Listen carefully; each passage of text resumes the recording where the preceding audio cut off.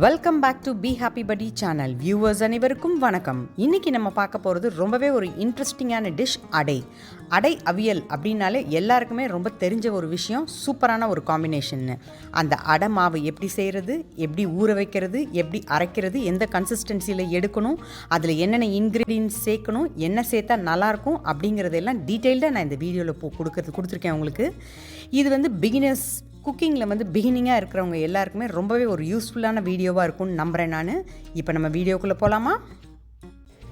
இப்போ நம்ம அடை செய்கிறதுக்கு இந்த மாதிரி துவரம் பருப்பு கொஞ்சமாக 1 டேபிள் ஸ்பூன் அளவு கடலைப்பருப்பு சேர்த்து நல்லா ஊற வச்சு எடுத்து வச்சுருக்கிறேன். இது இட்லி அரிசி. இட்லி அரிசி இப்போ துவரம் பருப்பு நான் 1.5 வீசம் எடுத்துருக்கிறேன். இட்லி அரிசி 2 வீசமாக எடுத்துருக்கிறேன் நான். இது ஒரு 4 பேர் இருக்கிறவங்களுக்கு போதுமான அளவு, நல்லா ஊறி இருக்குது. இப்போது இது மாவை நம்ம எப்படி ரெடி பண்ணுறதுன்னு பார்க்கலாம்.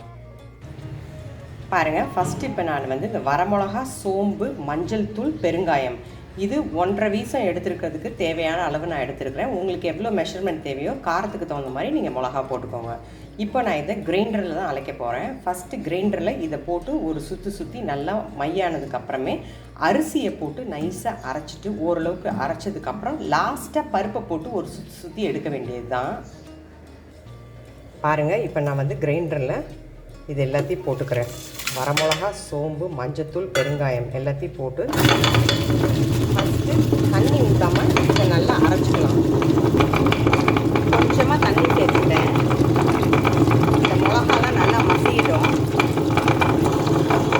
இப்போ இதில் நம்ம ஊற வச்சுருக்க இந்த அரிசியை ஆட் பண்ணிடலாம். இந்த அரிசி ஓரளவுக்கு நல்லா மையாக அரையணும். அதுக்கப்புறம் தான் நம்ம பருப்பு ஆட் பண்ணணும்.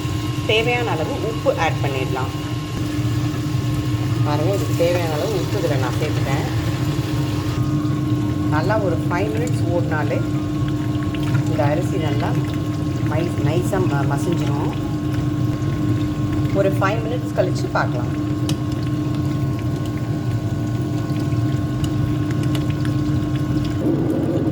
பாருங்கள், நல்லா ஒரு 5 மினிட்ஸ் ஓடிடுச்சு. இப்போ மாவு நல்லா ஓரளவுக்கு மசிஞ்சிருச்சு. ரொம்ப நைஸாக அரைக்க வேணாம், அப்போ அடை கிறிஸ்பியாக வராது.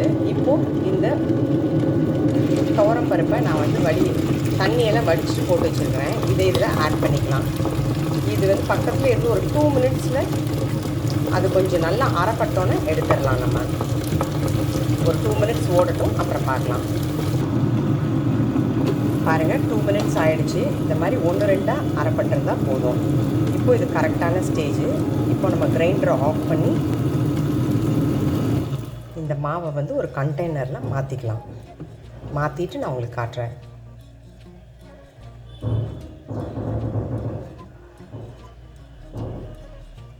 பாருங்கள், இப்போ நம்ம அரைச்சி வச்ச அடை மாவு ரெடியாக இருக்குது. இந்த மாதிரி கொஞ்சம் கொரப்பாக அரைச்சி எடுத்துக்கணும். அப்போ தான் கிறிஸ்பியாக வரும் அடை.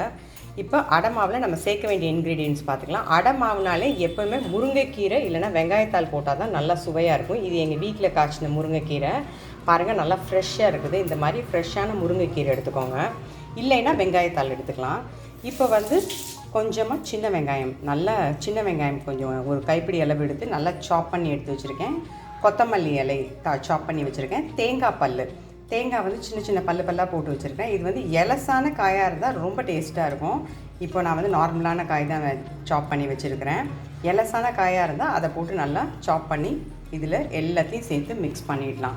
பாருங்கள், இப்போ இந்த மாவில் நான் எல்லாத்தையும் மிக்ஸ் பண்ண போகிறேன். பாருங்கள், எல்லா இன்க்ரீடியன்ஸும் இப்போ நான் இதில் ஆட் பண்ணிட்டேன். இப்போ இதை நல்லா மிக்ஸ் பண்ணி எடுத்துக்கலாம். நான் மிக்ஸ் பண்ணிவிட்டு உங்களுக்கு காட்டுறேன். நல்லா இந்த மாதிரி அகலமான பாத்திரத்தில் எடுத்துக்கிட்டிங்கன்னா உங்களுக்கு மிக்ஸ் பண்ணுறதுக்கு ஈஸியாக இருக்கும். இப்போ இது எல்லாத்தையும் நல்லா மிக்ஸ் பண்ணிக்கலாம். நம்ம பாருங்கள், எல்லாம் நல்லா நான் மிக்ஸ் பண்ணிட்டேன். சூப்பரான அடை மாவு இப்போ ரெடி ஆகிடுச்சு. இது புளிக்கணும்னு தேவையே இல்லை. நம்ம அப்படியே இன்ஸ்டண்ட்டாக செஞ்சு அப்படியே ஊற்றி சாப்பிட்லாம். இல்லை நீங்கள் வச்சு சாப்பிட்றீங்கன்னா நல்ல ஒரு ஏர்டைட் கண்டெய்னரில் போட்டு ஃப்ரிட்ஜில் வச்சுருங்க. புளிக்கிறதுக்கு முன்னாடியே இதை ஊற்றி சாப்பிட்டா தான் நல்லாயிருக்கும். இப்போது அடுப்பில் ஒரு கல் வச்சுக்கலாம். நம்ம அடையை ஊற்றலாம். இப்போ நம்ம அடை ஊற்ற போகிறோம். அடை கூட சர்வ் பண்ணுறதுக்கு நான் தேங்காய் சட்னி ரெடி பண்ணி வச்சுருக்கிறேன். இப்போது அடுப்பில் தோசைக்கல் வச்சிடலாம். கொஞ்சம் கல் நல்லா காயட்டும். தோசைக்கல் நல்லா காஞ்சிருச்சு. இப்போ கொஞ்சமாக மாவு எடுத்து ஊற்றி நல்லா ஈவனாக ஸ்ப்ரெட் பண்ணி விட்டுக்கலாம். எவ்வளோக்குள்ள தின்னாக உங்களால் இது பண்ண முடியுமோ அந்தளவுக்கு தின்னாக நல்லா ஸ்ப்ரெட் பண்ணியாச்சு. அடைனாலே கொஞ்சம் திக்காக தான் இருக்கும் பாருங்கள். இப்போது கொஞ்சம் வெந்திருக்கு. இந்த டைமில் நல்லா எண்ணெய் ஊற்றிக்கலாம். அடுப்பு வந்து ஒரு மீடியம் ஃப்ளேம்லேயே வச்சு நம்ம ரோஸ்ட் பண்ணி எடுக்கணும். கொஞ்சம் நல்லா வேகட்டும். பாருங்கள், அடை நல்லா வெந்துட்டுருக்குது. நல்லா இந்த மாதிரி கலர் சேஞ்ச் ஆகும் ரோஸ்ட் ஆன மாதிரி. அப்போ நம்ம திருப்பி போட்டால் போதும். இது வந்து முருங்கைக்கீரை, வெங்காயம், நம்ம எல்லாமே வந்து நல்ல ஊட்டச்சத்துக்கள் நிறைந்ததாக தான் போட்டிருக்குறோம். அதனால் ரொம்ப ஹெல்த்தியான ஒரு டிஷ் இது. இது தேங்காய் சட்னியோடு நம்ம சர்வ் பண்ணும்போது ரொம்ப சுவையாக இருக்கும்.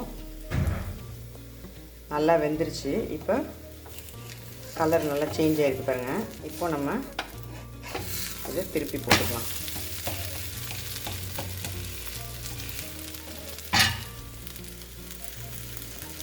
நல்லா வேகட்டும். 2 சைடும் நல்லா குக் ஆகணும். கொஞ்சம் சிம்லேயே வச்சு பண்ணிங்கன்னா நல்லா ரோஸ்ட் ஆகும். இதை நீங்கள் சும்மாவே சாப்பிட்லாம். சில பேர் சர்க்கரை தொட்டு சாப்பிடுவாங்க, சில பேர் தேங்காய் சட்னி வச்சு சாப்பிடுவாங்க, பொடி வச்சு சாப்பிட்லாம். எதோடு வச்சு சாப்பிட்டிங்கனாலும் டேஸ்ட்டாக இருக்கும். நீங்கள் சும்மா சாப்பிட்டாலே ரொம்ப சுவையாக இருக்கும். நல்லா ஒரு 2 மினிட்ஸ் வெந்துருச்சு. இப்போ இதை திருப்பி விட்டுக்கலாம்.